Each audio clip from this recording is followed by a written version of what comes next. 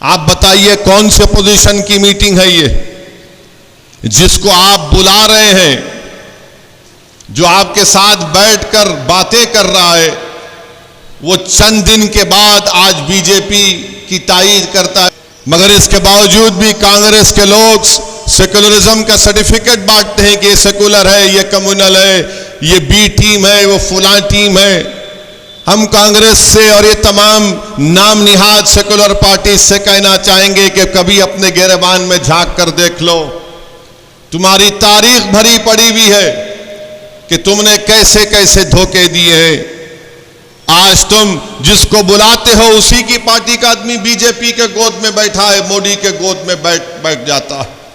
अब आप बताइए, फिर मजलिस पर इल्जाम लगाते हैं हमको नहीं बुलाया गया।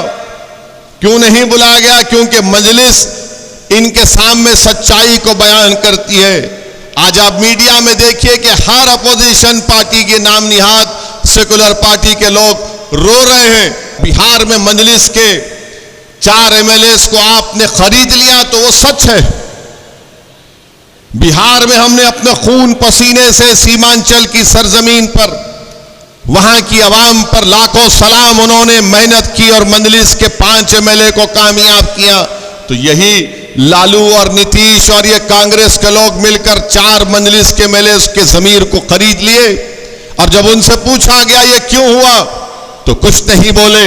आज वो काम बीजेपी करती है तो ये तमाम के तमाम मीडिया में आकर रो रहे हैं, पुकार रहे हैं। याद रखो, अगर बिहार में जो मजलिस के एमएलए से हुआ गलत है, नहीं तुम करोगे तो अच्छा और दूसरा करेगा तो गलत। ये इनका नाटक है, ये इनकी पॉलिसी है कि मीटिंग में जिसको बुलाकर बिठाते हैं। आज प्रफुल्ल पटेल साहब बीजेपी की तायीद कर रहे हैं, ये तुम्हारा अपोजिशन यूनिटी है। अरे छोड़ो, ये सर्टिफिकेट बांटने की दुकान बंद करो। तुमको अगर बीजेपी को रोकना है तो आइडियोलॉजी की बुनियाद पर रोको। बीजेपी से मुकाबला करना है तो एक एजेंडा बनाओ। ये नहीं हो सकता कि नहीं हम जो करेंगे वो सच है और दूसरों को सबको गुलामों की तरह आपके सामने सर झुकाकर खड़ा होना पड़ेगा। ये नहीं होने वाला है। अब अवाम बेदार हो चुकी है, नौजवान बेदार हो चुका है। तुम सिर्फ झूठ बोल बोल कर मुस्लिम अकलियत का वोट तो ले लेते हो, मगर उसके बाद तुम बीजेपी को हरा नहीं पाते। मेरे अजीज दोस्तों और बुजुर्गों, इतने वाकयात आपके सामने हो रहे हैं, मगर बीजेपी के खिलाफ इनको बोलने की हिम्मत नहीं होती है। कांग्रेस पार्टी में ये नौरतन बैठे हैं, इनको मुंह नहीं खोला जाता, इनको मुंह खोलने की इजाजत नहीं है। इतना बड़ा मसला बीजेपी देश के सामने ला रही है कि यूनिफॉर्म सिविल कोड की बात देश के प्रधानमंत्री नरेंद्र मोदी करते हैं। पूछना चाहती है कांग्रेस में जो नौरतन बैठे हैं, बोलो, मुंह खोलो, तुम्हारी राय क्या है? क्या तुम उसके खिलाफ हो या तुम उसकी तायीद में है? बोलो। और ये जो बीजेपी की तायीद में ये रंग बिरंग के कपड़े पहनकर जो ओबामा के बयान पर बड़ा बड़ा तबसरा करते, तुम भी बोलो यूसीसी के बारे में तुम्हारी राय क्या है? ओबामा के बयान पर तो बड़ा बढ़ चढ़कर बोले क्योंकि पप्पा को खुश करना था, मगर जब यूसीसी की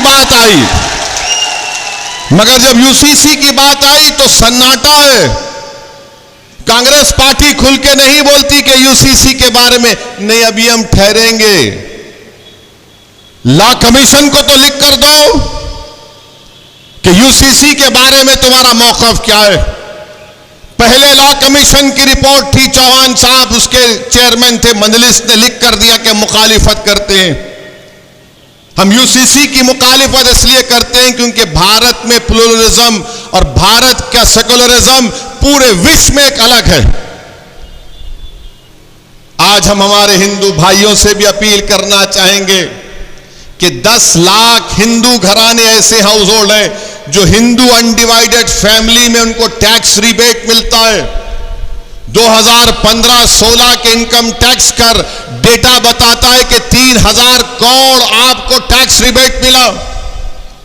जो देश के प्रधानमंत्री आज यूसीसी की बात करते हैं, क्या हमारे हिंदू भाई हिंदू अनडिवाइडेड फैमिली के टैक्स रिबेट को छोड़ने तैयार हैं, उनको फैसला करना पड़ेगा।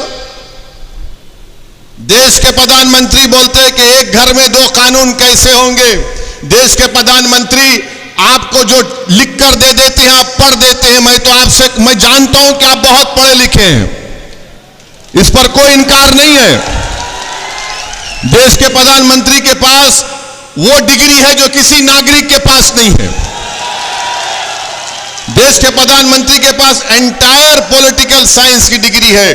तो देश के प्रधानमंत्री को हम बताना चाह रहे हैं कि एक घर में 2 कानून, तो संविधान में कंकरेंट लिस्ट क्या है, यूनियन लिस्ट क्या है, स्टेट लिस्ट क्या है। प्रधानमंत्री अगर आप देख लेते तो मालूम होता। एक घर में 2 कानून कैसे चलेंगे। प्रधानमंत्री union list, state list, concurrent list.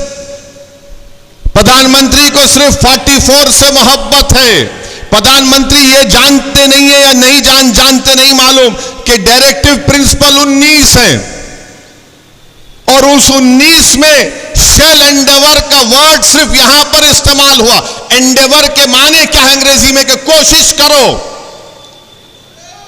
यहां पर प्रधानमंत्री वो भी उसको चाप लेते हैं। डायरेक्टिव प्रिंसिपल में शराब का पाबंदी आयत की बात की गई। बंद कर दो शराब। जितने जयपुर में शराब की दुकानें हैं पूरे बंद कर दो। जितने दिल्ली में मुंबई में है पूरे बंद कर दो। अच्छा नहीं बंद कर सकते तो ये कह दो कि जुमा और हफ्ते के दिन बंद करेंगे। तो अगर जुमे और हफ्ते के दिन बंद करेंगे तो रोड पर लोग निकल कर आ जाएंगे कि हमको विड्रॉल सिम्टम्स हो रहे हैं, हमको कुत्ते की पेशाब पीने की आदत है, हम पीना चाह रहे हैं।